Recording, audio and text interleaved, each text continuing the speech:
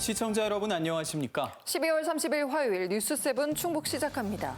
각종 비위 의혹이 제기된 더불어민주당 김병기 원내대표가 여당 원내대표로 선출된 지 6개월 만에 사퇴했습니다. 이재명 대통령이 통일교 등 정교 유착 의혹과 관련해서 합동수사본부 구성을 검토해달라고 지시했습니다. 이혜훈 기획예산처 장관 후보자 지명에 관해서는 통합이 필요하다고 설명했습니다. 쿠팡 개인정보 유출에 대한 국회 청문회가 오늘 열렸습니다. 김범석 쿠팡 INC 대표는 이번에도 불출석했고 생색내기 보상안 논란에 대해 쿠팡 측은 새로운 보상안을 제시할 의사가 없다는 뜻을 내비쳤습니다. 청주에서 제천을 잇는 충청 내륙 고속화도로가 착공 8년 만에 모든 구간이 개통되면서 지역 간의 접근성이 크게 향상될 것으로 기대됩니다.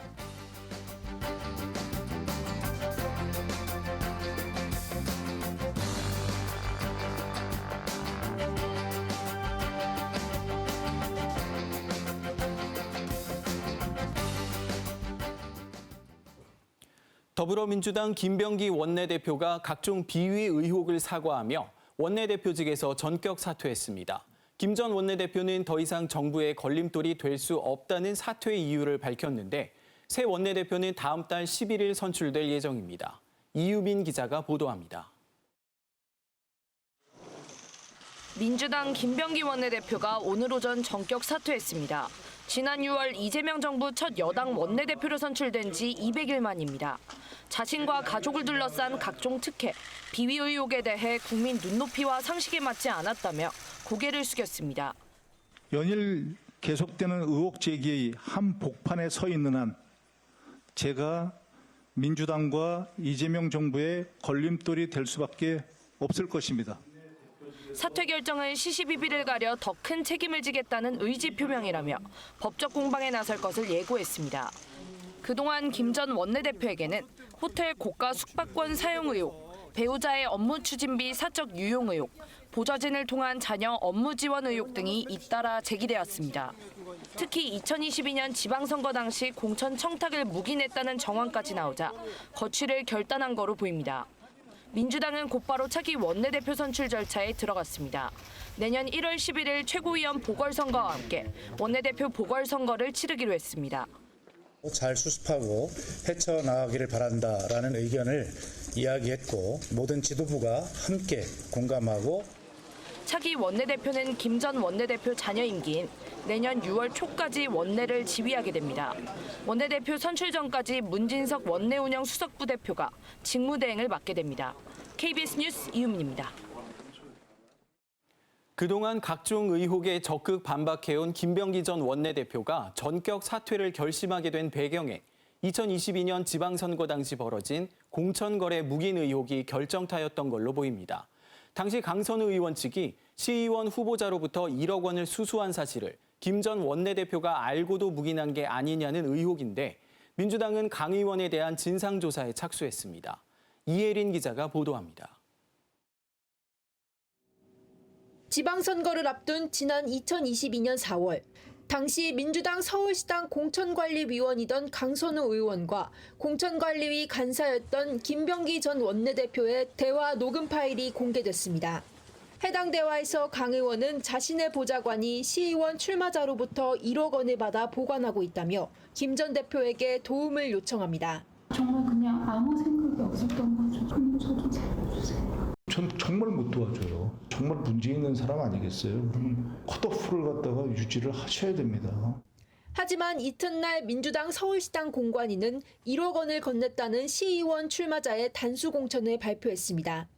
공관위 당사자들이 시의원 출마 후보자가 금품을 건넨 사실을 알았는데도 수사 의뢰나 공천 배제 조치를 하지 않은 겁니다. 김병기 전 원내대표는 이 같은 대화 내용 공개에 큰 부담을 느끼고 어젯밤 사퇴 결심을 내린 거로 전해졌습니다. 민주당은 긴급 최고위원 회의를 열고 강 의원 진상조사에 착수했습니다. 정청래 당대표는 윤리감찰단에 진상조사를 할 것을 지시하였습니다. 다만 김병기 전 원내대표에 대한 윤리감찰은 별개의 문제입니다. 야당들은 일제히 공세에 나섰습니다. 국민의힘과 개혁신당은 공천 장사의 실체가 드러났다며 특검 수사 대상이라고 주장했고 조국혁신당과 진보당도 엄정 수사를 촉구했습니다. 경찰 고발도 잇따른 가운데 강 의원은 해당 사안을 인지한 뒤 공관위 간사에게 바로 보고했고 즉시 반환을 지시했다는 입장을 밝혔습니다. KBS 뉴스 이혜린입니다. 12.3 비상계엄을 옹호했다는 논란이 불거진 이해운 기획예산처 장관 후보자가 오늘 공식 사과했습니다. 이 후보자는 결과로 사과의 무게를 증명하겠다면서 고개를 숙였습니다. 윤아림 기자의 보도입니다. 12.3 비상계엄을 옹호하는 취지의 발언을 하고 윤석열 전 대통령 탄핵 반대 집회에 참석한 이력으로 논란이 된 이해훈 기획예산처 장관 후보자. 오늘 출근길에서 공식 사과했습니다. 저의 판단 부족이었고 헌법과 민주주의 앞에서 용기 있게 행동하지 못한 책임은 오롯이 저에게 있습니다. 당파성에 매몰돼 국가 공동체가 처한 위기를 파악하지 못했다고도 해명했습니다. 내란은 헌정사에 있어서는 안 될 분명히 잘못된 일입니다. 내란은 민주주의를 파괴하는 불법적 행위입니다. 장관 후보자로 지명된 데 대해서는 저의 오판을 국정의 무게로 갚으라는 국민의 명령이라고 생각하겠다고 했습니다. 그러면서 말이 아니라 행동과 결과로 사과의 무게를 증명하겠다고 덧붙였습니다. 앞서 이재명 대통령은 야권 3선 의원 출신인 이 후보자를 향한 여권 내부의 논란에 대해 차이를 조율하는 과정이 필요하다고 말했습니다. 또 윤석열 전 대통령 탄핵을 반대했던 것에 대해서는 명확한 의사표명을 해야 한다는 주문도 한 것으로 전해졌습니다. 한편 이 후보자는 과거 비판해온 현 정부의 확장 재정 기조 등 경제 현안에 대한 의견은 추후에 밝히겠다고 말했습니다. KBS 뉴스 윤아림입니다. 이재명 대통령이 청와대 복귀 후 처음으로 국무회의를 주재했습니다. 이 대통령은 통일교 등 정교 유착 의혹에 대해서 합동수사본부를 구성해 수사하는 방안을 검토해달라고 지시했습니다. 이해운 기획예산처 장관 후보자를 둘러싼 논란과 관련해서는 통합의 의미를 강조하며 이념을 초월해 힘을 모아가겠다고 했습니다. 방준원 기자의 보도입니다. 청와대 복귀 후 처음 열리는 국무회의. 이 대통령은 통일교 등 정교유착 의혹을 언급하며 여야, 지위 고하를 막론한 수사가 이뤄져야 한다는 점을 거듭 강조했습니다. 종교가 정치에 직접 개입하고 매수하고 유착하고 한 부분에 대해서는 이게 우리 사회의 민주주의의 미래, 나라의 미래를 위협하는 중대 사안이라서 진상규명이 지지부진하다며 검경 합동수사본부 구성도 검토하라고 지시했습니다. 특검만 기다리기는 그래서 검찰하고 행안부하고 상의해서 누가 할지 아니면 같이 할지 매우 중대한 사안이기 때문에 경찰로 저희들이 한번 논의를 해보겠습니다. 이와 관련해 김남준 청와대 대변인은 합수본은 일종의 예로 정부의 능동적 대응이 필요하다는 의미라고 설명했습니다. 한편 이 대통령은 서해 공무원 피격 사건 관계자들이 1심에서 무죄를 선고받은 것과 관련해선 국정원의 거짓말과 검찰의 이상한 논리에 따른 기소였다며 책임을 물어야 한다고 밝혔습니다. 이해운 전 국민의힘 의원을 초대 기획예산처 장관 후보자로 발탁한 데 따른 논란에 대해서는 이념과 진영을 넘어선 통합이 필요하다고 했습니다. 내가 모래면 모래 말고 자갈, 시멘트, 물을 모아야 됩니다. 그래야 콘크리트를 만들죠. 그래서 새로운 세상으로 나가죠. 이 대통령은 최종적으로는 국민 뜻에 따라 결정될 것이라면서도 다름을 인정하는 것이 시너지의 원천이라고 강조했습니다. 그러면서 강요 지명이나 인사에 있어 고려할 게 많다는 점을 국민들께서도 생각해달라고 당부했습니다. 청와대 복귀에 대해서는 헌정질서 유린으로 얼룩진 용산 시대를 마무리하고 국민 주권과 민주주의가 제자리를 찾았다고 평가했습니다. KBS 뉴스 방준원입니다. 쿠팡의 개인정보 유출과 불공정 거래, 노동 문제를 다루는 국회 청문회가 열렸습니다. 창업주인 김범석 쿠팡 INC 의사회 의장이 이번에도 불출석한 가운데 쿠팡 측은 어제 내놓은 보상안은 전례 없는 수준이라며 꼼수 보상안이라는 지적을 반박했습니다. 최지현 기자의 보도입니다. 국회 과방위 주도로 오늘부터 이틀에 걸쳐 열리는 쿠팡 연석청문회. 쿠팡 창업자이자 핵심 증인인 김범석 의장은 이번에도 불참했습니다. 쿠팡이 어제 내놓은 개인정보 유출 보상안을 두고 질타가 이어졌습니다. 이렇게 판촉 행사하는 식으로 5만 원 생색내게 할 것이 아니라 이보다 더 나은 보상안을 제시할 용의가 있는지만 답을 하시라고요. 해럴드 로저스 쿠팡 대표는 제시한 보상안 외에 더 나은 대안이 있냐는 질문에 새로운 보상안을 제시할 의사는 없다는 뜻을 내비쳤습니다. Our compensation package is worth 1.7 trillion Korean won, which we believe is unprecedented. 지난주 쿠팡이 발표한 자체 조사 결과에 대한 공방도 이어졌습니다. 정보가 유출된 계정이 3,000개에 불과하다는 쿠팡 측 주장을 과기부는 정면 반박했습니다. 동의할 수 없습니다. 3,300만 건 이상의 이름, 이메일이 유출되었고 개보이 그리고 경찰청 그리고 이제 합동조사단에서 이 사실을 확인했습니다. 쿠팡을 시장 지배적 사업자로 지정해 규제 강도를 높일 가능성도 언급됐습니다. 시장 점유율이 지속적으로 지난 5년 동안 많이 변했습니다. 시장 지배적 사업자 여부를 적극적으로 검토할 것이고 지금도 그렇게 검토하고 있습니다. 미국 일각에서 한국 정부의 쿠팡에 대한 대응을 차별적 조치라고 문제 삼는 데 대해 공정거래위원회는 국내 기업과 국외 기업에 공평하게 법을 적용하고 있다고 반박했습니다. KBS 뉴스 최지연입니다. 쿠팡이 개인정보 유출 사건 자체 조사 결과와 보장안을 미국 증권거래위원회를 통해 공시했습니다. 개인정보가 유출된 고객은 3,000명뿐이고 정부 지시에 따라 자체 조사를 벌였다는 그동안의 일방적인 주장이 담겼습니다. 조태흠 기자의 보도입니다. 자체 보상안 발표 다음 날 쿠팡은 모 회사가 상장된 미국 시장에 이를 공시했습니다. 개인정보 유출 사건의 새로운 소식이라면서 유출 범위가 제한적이란 주장부터 앞세웠습니다. 정보 유출자가 약 3,300만 개 계정에 접근했지만 개인정보가 유출된 건 3,000명 뿐이고 이 정보 또한 다른 데 흘러가지 않고 삭제됐다고 밝혔습니다. 이른바 셀프 조사 결과를 공시에서도 반복한 건데 이런 일방적 주장을 그대로 믿을 순 없다는 우리 정부 입장은 담기지 않았습니다. 쿠팡은 오히려 이 같은 자체 조사가 한국 정부와 협조해 이뤄진 거란 지난 26일 발표 내용을 공시에 첨부했습니다. 정부 감독 없이 조사했다는 잘못된 주장이 불필요한 불안을 조성하고 있다면서 정부의 직접 지휘 아래 조사가 이루어졌다고 명시했습니다. 경찰을 비롯한 우리 당국은 쿠팡에 이런 지시를 한 일 없다며 진실게임 양상이지만 이런 정황 또한 빠져 있습니다. 결국 자체 조사 결과를 마치 한국 정부가 보증하는 것처럼 공시한 셈입니다. 미국 증권거래위원회는 투자자의 판단에 영향을 미칠 수 있는 반대 정황이나 위험 요소도 함께 공개하라고 규정하고 있습니다.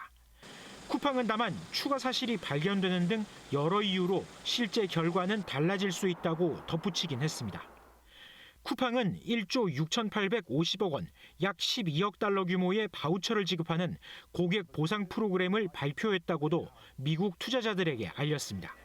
KBS 뉴스 조태흠입니다. 올겨울 들어 고병원성 조류 인플루엔자인 AI가 연일 기승입니다. 지난달 17일 영동군을 시작으로 괴산과 진천, 음성에서 연이어 피해가 확인되고 있는데요. 왜 이렇게 급격히 확산하고 있는 건지 이유진 기자가 취재했습니다. 음성군의 한 종오리 농장입니다. 지난 22일 고병원성 조류 인플루엔자 AI가 발생한 음성 산란계 농장과는 2.7km 거리입니다. 5일 주기로 실시한 방역대 농장 예찰 검사에서 고병원성 판정을 받았습니다. 방역당국은 이 농가에서 키우던 종오리 만여 마리를 처분하고 반경 10km 안에 있는 가금 농가 18곳에 대해 정밀 검사를 하고 있습니다. 방역당국은 이번에 충북에서 확인된 H5N1형 바이러스 감염력이 예년보다 10배 이상 높아 전염이 빠른 것으로 분석했습니다.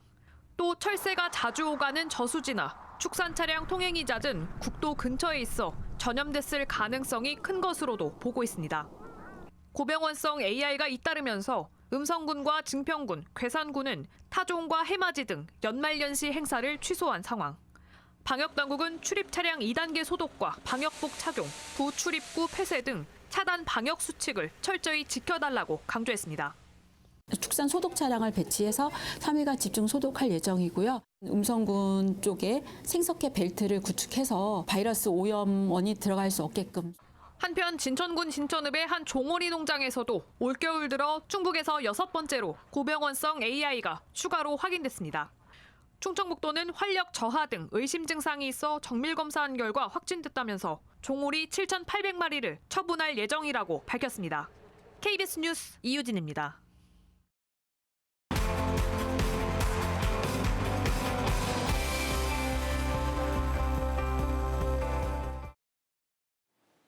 지난 1년 동안 충북에선 단체장과 정치인에 대한 수사가 동시다발적으로 이뤄지면서 각종 논란이 끊이지 않았습니다. 가족부터 지인까지 대상을 가리지 않는 강력범죄가 공분을 사기도 했는데요. 올해 주요 사건 사고를 송근섭 기자가 정리했습니다.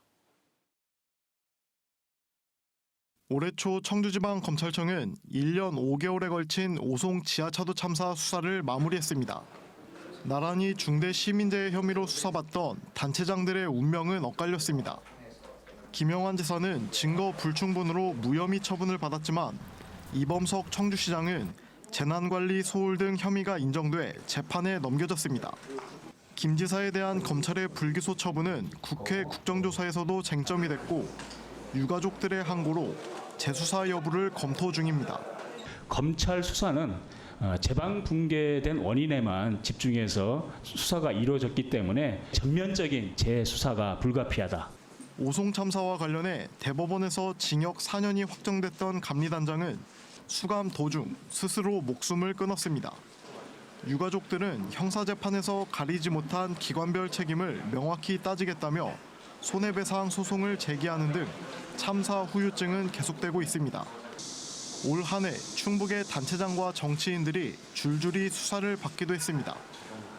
김영환 지사는 체육계 인사들에게 돈봉투를 수수한 혐의 등으로 경찰 수사를 받고 있습니다.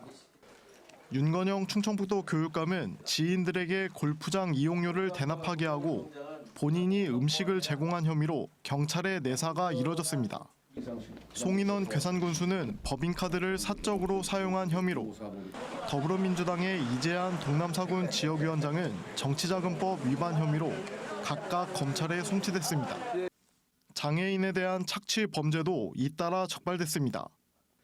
청주에선 이웃 주민에게 29년이나 노동 착취를 당한 지적 장애인의 사연이 KBS의 보도로 알려졌습니다.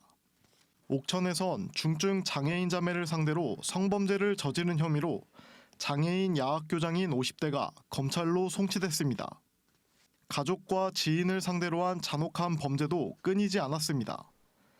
지난 4월 청주 오송에서 고등학생이 교직원과 일반 시민에게 흉기를 휘둘러 6명이 다쳤고 한 달 뒤에는 70대 남성이 10년 지기인 80대에게 흉기를 휘둘러 피해자가 숨졌습니다.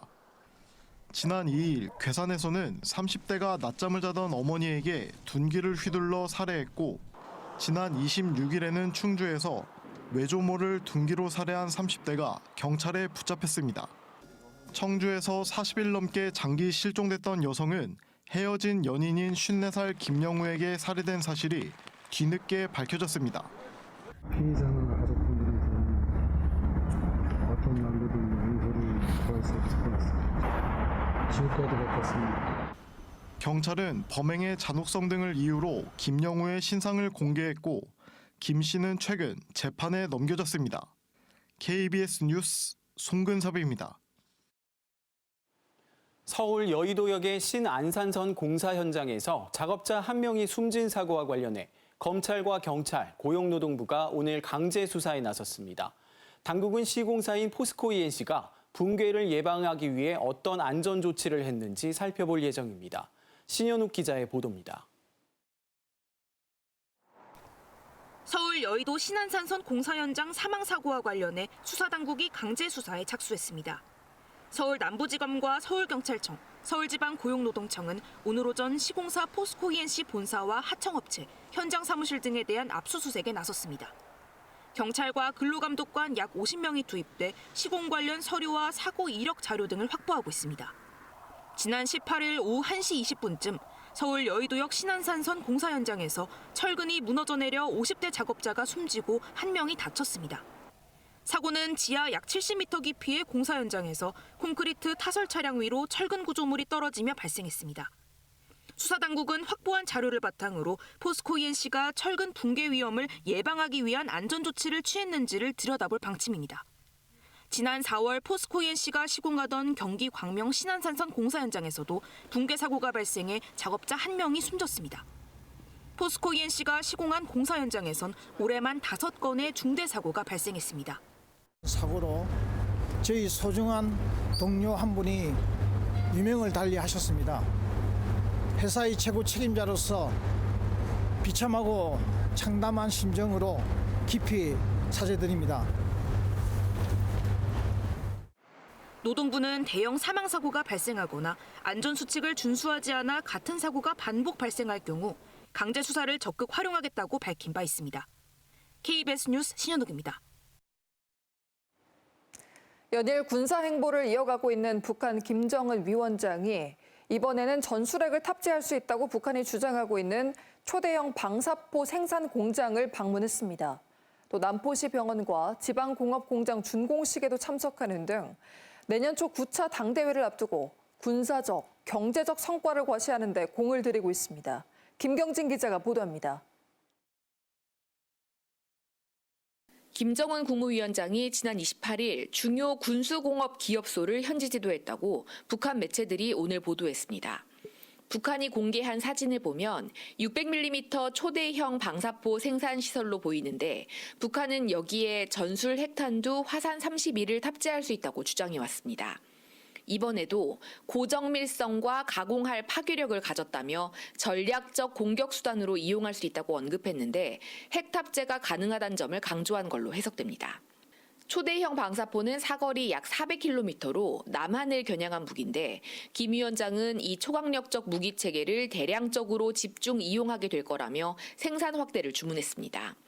북한이 600mm 방사포를 우크라이나 전장에도 지원한 만큼 김 위원장의 생산 능력 확장 요구는 러시아 수출 확대 의도도 담긴 걸로 보입니다. 김 위원장은 최근 연말을 맞아 핵추진 잠수함 건조 현장 시찰, 신형 고공 장거리 대공미사일 시험 발사, 장거리 전략 순항미사일 발사 지도 등 연일 군사 행보를 벌이고 있습니다.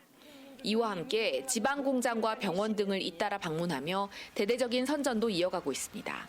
오늘은 어제 남포시 룡강군 병원, 지방공업공장 준공식에 참석한 소식을 발빠르게 전하며 올해 계획했던 병원과 종합봉사소, 20개 시군 지방공업공장 건설을 성과적으로 완결했다고 내세웠습니다. 내년 초 9차 당대회를 앞두고 군사적 성과와 함께 경제적 성과를 과시하려는 의도로 풀이됩니다. KBS 뉴스 김경진입니다.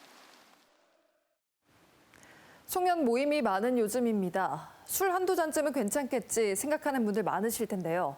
해외에서 검증된 연구 결과를 보면 안전한 음주는 없습니다. 술을 마시면 얼굴이 빨개지는 분들은 이 심장 부담이 더 커질 수 있어 주의가 필요합니다. 박광식 의학 전문 기자입니다. 연말 모임이 많은 30대 직장인입니다. 술 한 잔만 마셔도 얼굴이 금세 벌개집니다. 계속 마시다 보면 얼굴 빨개지는 걸로 시작을 해서 이제 좀 심장이 좀 많이 두근거리는. 스웨덴 카롤린스카 대학 연구팀이 성인 약 8만 명을 12년 동안 추적 관찰한 결과 일주일에 맥주 67캔을 마신 사람은 안 마신 사람보다 심장이 불규칙하게 뛰는 심방세동 위험이 8% 높아졌습니다. 하루 한 캔씩 마셔도 알코올이 심장의 전기 신호를 교란할 수 있다는 겁니다. 술 때문에 심방세동이 악화하면 응급시술까지 받아야 합니다.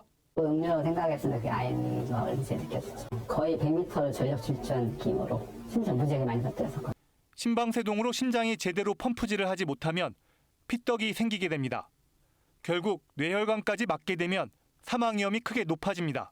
한두 잔의 술도 심방세동 연결이 될 수가 있겠고, 이 알코올을 드시게 되다 보면 그런 교감신경과 부교감신경의 조화가 깨지게 되면서 즉각적으로 그런 부정맥 유발원들이 자극되는 경향들이 있습니다. 특히 술을 마시면 얼굴색이 붉게 변하는 체질은 알코올 분해가 느려 같은 양이라도 심장에 더 큰 부담이 됩니다. 전문가들은 심장 건강을 위해 가급적 음주를 자제하거나 최소한 지금보다 음주량이라도 줄여야 한다고 조언합니다. KBS 뉴스 박광식입니다. 전시 상황이나 각종 사고 현장에서 목숨을 잃는 원인 중 하나가 바로 과다출혈인데요.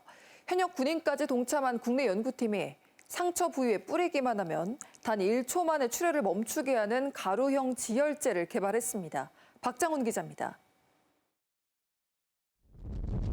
지난 2002년 우리 군 장병 6명이 숨지고 18명이 다친 제2연평해전. 사상자 대부분이 피격에 의한 과다출혈을 보였지만 군에서 사용하는 붙이는 패치형 지혈제로는 장병들의 생명을 구하는 데 한계가 컸습니다. 이런 문제 해결을 위해 국내 연구진이 상처 난 곳에 뿌리기만 하면 1초 만에 출혈을 멈추게 하는 가루형 지혈제를 개발했습니다. 알지네이트와 키토산 등 천연 소재를 결합한 분말로 혈액 속 칼슘 등과 이온 반응하면서 젤 형태로 변해 상처를 밀봉하게 됩니다. 파우더 지혈제는 저희 파우더만 들고 있으면 어떤 깊이나 어떤 크기의 상처에도 모두 대응이 가능합니다. 특히 분말 내부가 3차원 구조로 형성돼 있어 7배 넘는 혈액량을 흡수할 수 있고 손으로 힘껏 누르는 정도의 강한 접착력을 보여 뛰어난 밀폐 성능도 보입니다. 간과 심장이 손상된 쥐 실험에서는 출혈량과 지혈 시간이 기존 지혈제보다 많이 감소해 2주 만에 회복력을 보였고 인간 피부 세포에선 세포 생존율이 99% 이상, 항균 효과도 99.9%를 보였습니다. 빠른 상처 회복과 콜라겐 및 혈관 생성 촉진 효과를 입증하여 지혈제뿐 아니라 상처 치료제로도 활용이 가능합니다. 연구팀은 실온이나 습기가 높은 곳에서도 2년간 지혈제 성능이 유지돼 군 작전이나 재난 지역은 물론 각종 사고 현장의 응급처치, 의료기관의 체내 수술 과정에서도 활용될 걸로 기대하고 있습니다. KBS 뉴스 박장훈입니다.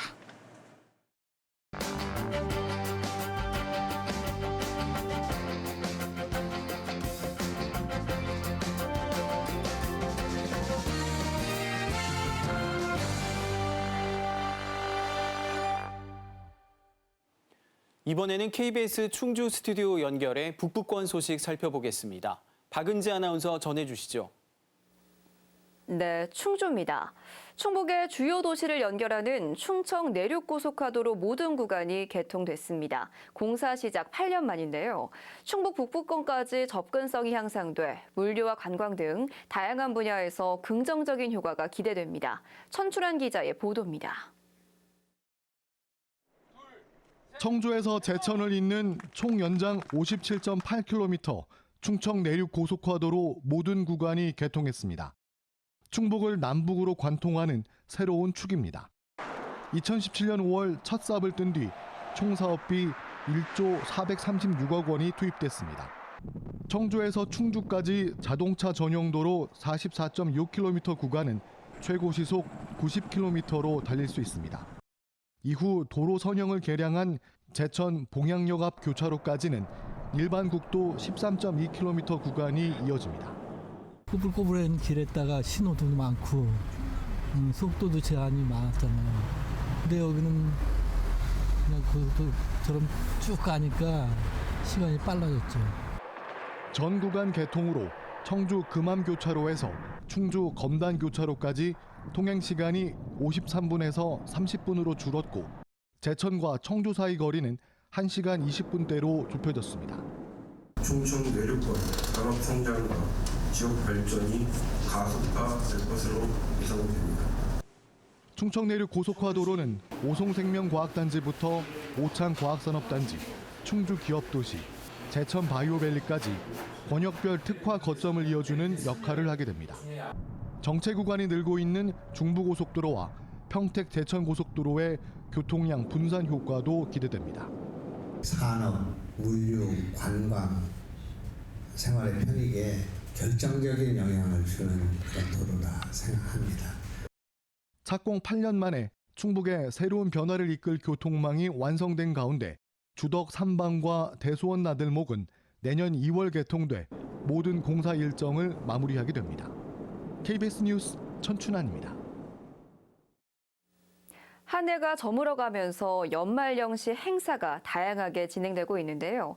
내년 지방선거를 앞두고 자치단체나 곳곳에선 자칫 선거법 위반 시비가 있지 않을까 연례 행사도 조심스러워하고 있습니다. 보도에 진희정 기자입니다. 새해 첫 일주를 보며 안녕을 기원하는 해맞이 행사. 단양군이 대성산과 별곡 생태공원 등에서 열던 해맞이 행사를 다가오는 새해엔 열지 않기로 했습니다. 참가자들에게 제공하려던 떡국 등 간단한 먹거리가 선거법 위반이 될 수 있어서입니다.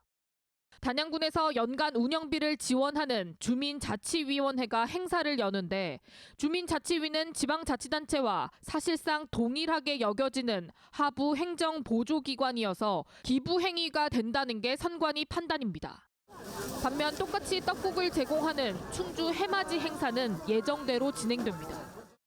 충주시 보조금을 받는 충주문화원이 주관하지만 사회단체이고 충주시와 별개로 자체 계획을 세워 진행하기 때문에 차이가 있어서입니다.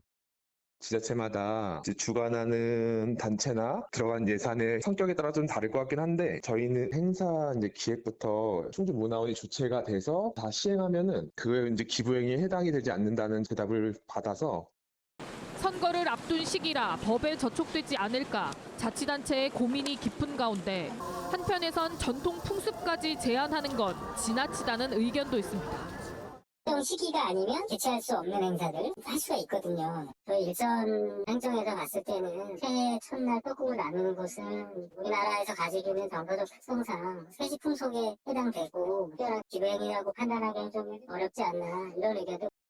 해마다 비슷한 논란이 반복되자 일출 명소가 많은 강원도 동해안 지역에선 농협 등 민간 단체에서 해맞이 행사를 도맡고 있습니다. KBS 뉴스 진희정입니다. 다음 소식입니다. 제천시가 홀몸 어르신이나 중장년 1인 가구 등 고립 위험 가구를 위해서 라면 공유 공간 우리라면을 운영합니다. 시설은 제천 남부사회복지관 지하 1층에 마련됐는데요. 시범 운영 기간인 내년 2월까지는 오후 1시부터 3시간 동안, 내년 3월부터는 오전 9시에서 오후 6시까지 운영됩니다. 제천시는 김창규 시장을 시작으로 릴레이 지명 방식으로 라면을 후원받아 제공할 예정입니다. 음성군 음성읍 농업기술센터에 농업인 회관이 들어섰습니다. 시설은 연면적 400제곱미터, 지상 2층 규모로 옛 친환경 관리실을 개조해 만들어졌는데요. 다목적 사무실과 회의실 등을 갖추는데 4억 원이 투입됐습니다.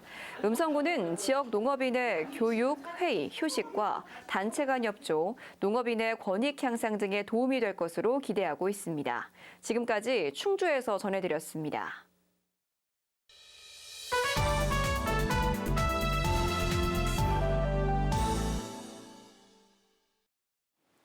100명이 넘는 학생들이 동화책과 소설, 시집 등 저마다의 이야기를 담아낸 책을 내고 출판 기념회도 열었습니다. 작가로 변신한 학생들을 화재 현장 이곳에서 만나봤습니다.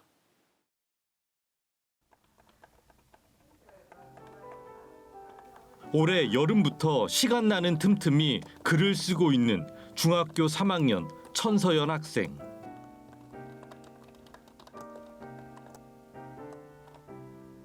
친구들 사이에서 마주하는 질투라는 감정에 대해 이야기가 쌓였고 어느덧 한 편의 소설이 되었습니다.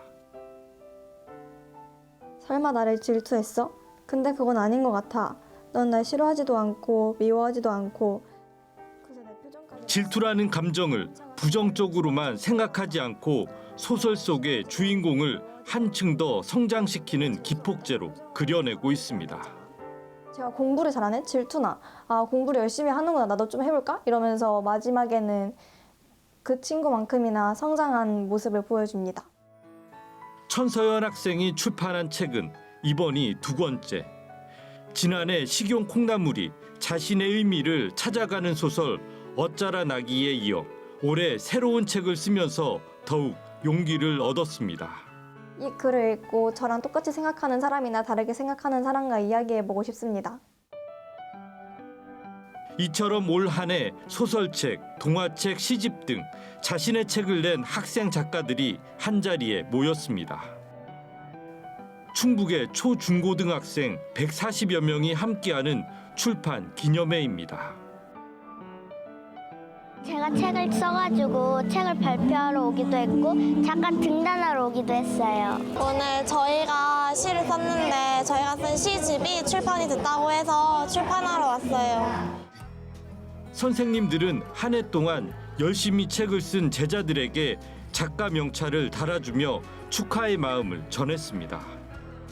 한 권의 책에는 학생들의 열정과 생각이 고스란히 담겨 있습니다. 저는 이 날개라는 책을 썼는데요.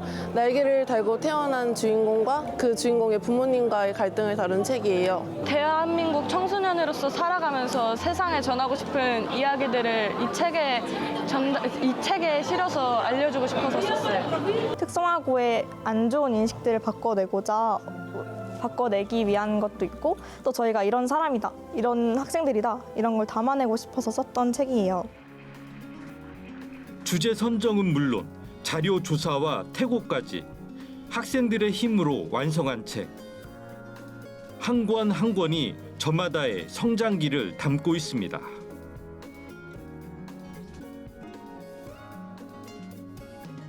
AI 시대에 필요한 인간의 고차적 사고 능력, 통찰력, 공감 능력을 기르기 위해서는 독서를 통해서만이 가능하기 때문에 앞으로 충북교육에서는 더욱더 독서 활동을 통한 마음균을 기르는 데 집중할 것입니다. 학생들은 자신이 펴낸 책에 저자 서명을 하며 작가의 출발을 알렸습니다. 학생들이 펴낸 책들은 국제표준 도서 번호가 발급된 정식 도서로 등록되기도 했습니다. 드디어 작가가 돼서 뿌듯하고 설레기도 하고 좀 더 글을 열심히 써야겠다는 생각도 들어요. 시 쓸 때 되게 힘들었는데 힘든 만큼 또 결실을 맺은 것 같아서 기뻐요. 아이들이 이 글을 쓰면서 또 자신의 삶을 또 성찰하고 생각하고 발전하는 시간이 된 것 같아서 이쁘고 사랑스럽고 기특합니다. 책을 쓰는 과정을 통해 한층 더 성장하고 자신의 꿈 앞에서도 한 걸음 다가서게 된 학생들. 사람들에게 새로운 생각을 심어주고 선물해주는 작가가 되고 싶어요. 앞으로는 지나가는 인간관계를 놓지 못하는 것에 대해서 이야기를 풀어나가고 싶습니다. 한 권 한 권 책 속에서 학생들의 감성과 지성을 담은 소중한 꿈들이 자라나고 있습니다. 이어서 간추린 단신 전해드립니다. 청주시가 6.25 전쟁 참전 용사인 고 김재권 일병과 고 손광수 하사의 유족에게 화랑 무공 훈장을 전달했습니다. 고 김재권 일병은 6.25 전쟁 당시 제9사단 29연대 소속으로 중부전선 최대 전투인 강원도 금호화지구 전투에서 큰功을 세우고 전사했습니다. 고 손광수 하사는 6.25 전쟁 당시 제1102 야전공병당 소속으로 금호지구 전투 등 여러 전투에서 활약한 공로를 인정받았습니다. 충북 청주FC의 새 감독에 포르투갈 출신의 마뉴엘 레이스 전 포르투 1군 수석 코치가 선임됐습니다. 마뉴엘 감독은 전술 주기화 전문가로 브라질 1군 CR 플라멩구 1군 수석 코치와 SC 에스핀류 감독 등을 역임했습니다. 마뉴엘 감독은 오늘 청주에서 기자회견을 열고 선수들과 소통해 효율적인 수비와 많은 골을 넣는 원팀을 만들겠다고 밝혔습니다. 충북 청주FC는 마뉴엘 감독과 함께 조르지 필립 수석 코치와 칸디도 골키퍼 코치도 선임했습니다. 영동군의 내년도 본 예산이 5,488억 원으로 확정돼 올해 본 예산보다 8.1% 늘었습니다. 주요 사업비는 지역특화 임대형 스마트팜 조성 154억 원, 기본형 공익직불금 136억 원, 삼봉 풍수의 생활권 종합정비 100억 원 등입니다. 영동군은 특히 사회복지 분야 예산을 지난해보다 72억 원 늘어난 1,421억 원으로 편성했다고 설명했습니다. 보훈군이 11개 읍면복지관과 경로당 80여 곳에 건강과 교통 서비스 등을 받을 수 있는 디지털 장비를 설치했습니다. 설치된 장비는 혈압과 혈당, 체온 측정 등 건강관리가 가능하고 경로당 근처를 오갈 수 있는 버스 시간도 확인할 수 있는 키오스크와 화상회의, 통화 시스템, 그리고 가스화재 감지기입니다. 보훈군은 2027년까지 모두 33억 원을 들여 지역복지관과 경로당 160여 곳에 관련 시스템을 구축할 계획입니다.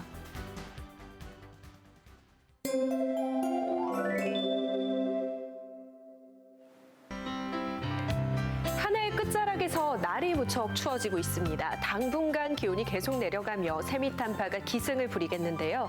내일 청주 아침 기온 영하 6도, 한낮 기온도 종일 영하권에 그치겠고요. 특히 새해 첫날인 목요일에는 영하 10도까지 기온이 뚝 떨어지겠습니다. 여기에 바람까지 강하게 불어 체감 온도는 이보다 더 낮겠는데요. 해넘이와 해돋이 계획 중이시라면 옷차림 더욱 든든하게 하셔야겠습니다.